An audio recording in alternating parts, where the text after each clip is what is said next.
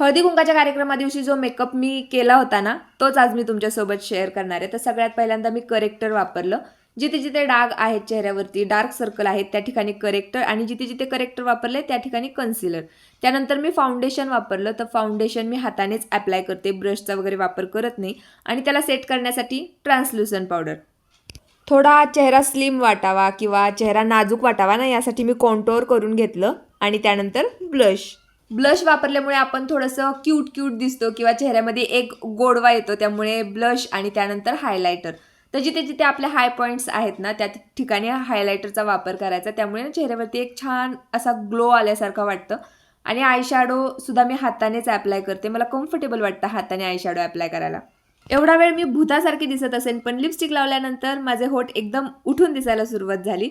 हल्ली मी लिक्विड लायनरचा जास्त वापर करते. त्यानंतर थोडासा मस्कारा आणि चंद्रकोर टिकली लावली.